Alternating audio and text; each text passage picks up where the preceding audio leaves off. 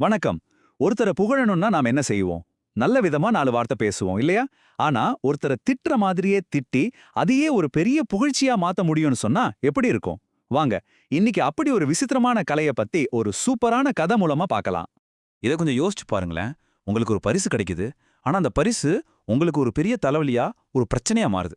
இப்ப சொல்லுங்க, அந்த பரிச குடுத்தவர நீங்க எப்படி பாராட்டுவீங்க? இதுதாங்க நம்ம கதையோட முக்கியமான கேள்வி. இந்த மாதிரி ஒரு டெக்னிக்குக்கு ஒரு பேரும் இருக்கு. அதுதான் நிந்தா ஸ்துதி. சிம்பிளா சொல்லணும்னா நிந்தனை பண்ற மாதிரி ஸ்துதி பண்றது. அதாவது பழிப்பது போல புகழ்வது. ஒருத்தரை நேருக்கு நேரா நீங்க சூப்பர்னு சொல்லாம அவங்கள குறை சொல்ற மாதிரி ஒரு விஷயத்த சொல்லி, ஆனா அதுக்குள்ள அவங்களோட புகழ ஒளிச்சு வச்சு இன்னும் பிரம்மாண்டமா காட்டுறது. இது சும்மா இல்ல, வார்த்தைகளை வச்சு பண்ற ஒரு பெரிய மேஜிக்னே சொல்லலாம். சரி, இப்போ வாங்க நம்ம கதைக்குள்ள போலாம். இந்த கதையில ரெண்டே ரெண்டு முக்கியமான கேரக்டர்ஸ் தான். ஒரு பக்கம் ஒரு புலவர், இன்னொரு பக்கம் ஒரு மன்னர். இவங்க ரெண்டு பேருக்கும் நடுவுல தான் இந்த நிந்தாஸ்துதி கலை எப்படி அரங்கேறுதுன்னு நாம பார்க்க போறோம். முதல்ல நம்ம புலவர். பேரு வீரராகவர். ரொம்ப திறமையான தமிழ் புலவர். அவரோட ஒரே லட்சியம் தன்னோட கவித்திறமைய வச்சு வறுமைய போக்கிக்கணும். அவ்வளவுதான். இப்போ அடுத்த பக்கம் பார்த்தா இலங்கை மன்னர் பரராஜசிங்கன். இவர் எப்படின்னா கேட்டவங்களுக்கு இல்லைன்னு சொல்லவே மாட்டார். ஒரு மாபெரும் வள்ளல். பாத்தீங்களா கான்ட்ராஸ்ட்? ஒருத்தருக்கு தேவை ரொம்ப சிம்பிள், ஆனா இன்னொருத்தரோட குணம் கொடுக்கறதுல எல்லை இல்லாதது. சோ நம்ம புலவர் வீரராகவர் என்ன பண்றார்? மன்னர் பரராச சிங்கனோட இந்த குடைத்தன்மைய பத்தி கேள்விப்படுறார். உடனே ஆஹா இதுதான் சான்ஸ் நினைச்சு மன்னரை பார்த்து கவிதை பாடினா நம்ம வறுமை தீர்ந்துடும்னு ஒரு பெரிய நம்பிக்கையோட இலங்கைக்கு கிளம்புறார். புலவர் நினைச்சது மாதிரியே எல்லாம் நடக்குது. மன்னர் அவரை ரொம்ப நல்லா வரவேற்கிறாரு. வீரராகவரோட கவிதைகளை கேட்க ஆரம்பிச்ச மன்னர் அப்படியே அந்த கவிதையில மயங்கி போறாரு.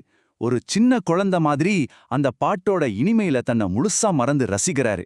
இத பார்த்த புலவருக்கு ஒரே சந்தோஷம். அப்பாடா, நம்ம திறமைக்கு சரியான இடத்துல மரியாதை கிடைச்சிருக்குன்னு ஒரு நிம்மதி வருது. இப்பதான் கதையோட முக்கியமான கட்டம் வருது. புலவரோட திறமையில மனச பறிகொடுத்த மன்னர் அவருக்கு ஒரு பரிசு கொடுக்கலான்னு முடிவு பண்றார். அது என்ன பரிசா இருக்குன்னு ஒரு எதிர்பார்ப்பு எல்லாருக்கும் இருக்கு இல்லையா? மன்னர் கொடுத்த பரிசு வேற எதுவும் இல்ல, ஒரு யானை. ஆமாங்க, நீங்க கேட்டது சரிதான். ஒரு பெரிய கம்பீரமான யானை. கேட்கறதுக்கு ஒரு ராஜ பரிசு மாதிரி தான் இருக்கு இல்லையா? ஆனா நம்ம ஏழை புலவருக்கு இது ஒரு பேரதிர்ச்சி. அவர் இத ஒரு வரமா பார்க்கல, தனக்கு கிடைச்ச ஒரு பெரிய சாபமா தான் பார்த்தாரு. புலவர் மனசுக்குள்ள ஒரு நிமிஷம் ஆடி போயிட்டாரு. அவர் மனசுல என்ன ஓடுதுன்னா, ஐயோ, ஒருவேளை சோத்துக்கே நான் அல்லாடுறேன், இந்த பெரிய மிருகத்துக்கு நான் எங்கிருந்து தீனி போடுவேன்? இது எப்படி நான் பாத்துக்க முடியும்? அவருக்கு என்ன பண்றதுனே புரியல. ஒரு பெரிய இக்கட்டான நிலைமை. இப்ப பாருங்க, புலவர் ஒரு பெரிய சிக்கல மாட்டிட்டாரு. யானைய வேண்டான்னு சொல்ல முடியாது, வச்சுக்கவும் முடியாது. ஆனா ஒரு உண்மையான கலைஞன் யாரு? தன் கலையையே ஆயுதமா மாத்திரவன் தான் இல்லையா? வீரராகவும் அதேதான் செஞ்சாரு. அந்த நொடியிலேயே தன்னோட புத்திசாலித்தனத்தை எல்லாம் ஒன்னா சேர்த்து ஒரு புது கவிதைய பாட ஆரம்பிச்சாரு. அந்த பாட்டுல அவர் நேரா மன்னரை பார்த்து கேக்குறாரு, மன்னா, நான் கேட்டது வெறும் வயிறுக்கு சோறும் உடுத்திக்க துணியும் தான். ஆனா நீங்க இந்த யானைய கொடுத்து எனக்கு தொல்லை தர்றீங்களே, இது உங்களுக்கு அழகா அப்படின்னு மன்னரையே கேள்வி கேட்கற மாதிரி பாடிட்டாரு. இப்ப இத கேட்டது நமக்கு என்ன தோணும்? புலவர் மன்னரையே கோவமா திட்டுறாரோன்னு தோணுதில்ல? ஆனா நிஜமாவே இது திட்டலா? இல்ல இதுக்குள்ள வேற ஏதோ ஒரு சூட்சுமம் ஒளிஞ்சிருக்கா? இங்கதாங்க நம்ம புலவரோட மாஸ்டர் ஸ்ட்ரோக் இருக்கு. மேலோட்டமா பார்க்கும்போது ஏன் மன்னா எனக்கு தொல்லை கொடுக்குறீங்கன்னு திட்டுற மாதிரி இருக்கு. ஆனா அதோட உள்ளர்த்தம் என்ன தெரியுமா? மன்னரே, உங்க வள்ளல் தன்மை ஒரு பெரிய கடல் மாதிரி இருக்கு. என்ன போல ஒரு சாதாரண மனுஷனால உங்களோட அந்த பிரம்மாண்டமான கருணையை தாங்கிக்க கூட முடியலன்னு சொல்றார்.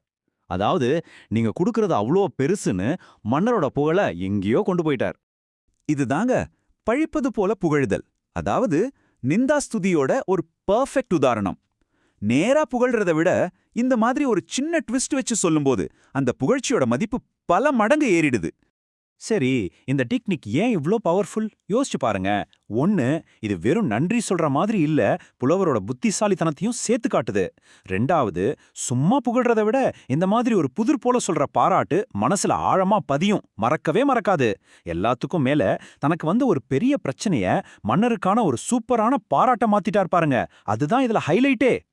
ஆக கடைசியில புலவர் ஒரு பரிச மட்டும் வாங்கிக்கிட்டு போல, அவர் ஒரு மன்னர் சபையில ஒரு மிக உயர்ந்த கலையையே செஞ்சு காட்டிட்டு போனாரு. தன்னோட திறமை வெறும் கவிதை எழுதுறது மட்டும் இல்ல, அதுக்கும் மேலன்னு நிரூபிச்சுட்டார். இந்த கதை நமக்கு ஒரு முக்கியமான விஷயத்தை சொல்லிக் கொடுக்குது. நம்ம வாழ்க்கையில கூட சில சமயம் நேரா பேசுறத விட இந்த மாதிரி நுணுக்கமா பேசுறதுக்கு பெரிய சக்தி இருக்கும். ஒருத்தரை பாராட்டும் போது அது இன்னும் அர்த்தமுள்ளதா இருக்கணும்னா, இல்ல ஒருத்தரை விமர்சனம் பண்ணும்போது அவங்க மனசு நோகாம சொல்லணும்னா, ஒருவேளை இந்த நிந்தாஸ்துதி கலை நமக்கும் எங்கேயாச்சும் கை கொடுக்கலாம் இல்லையா? யோசிச்சு பாருங்க.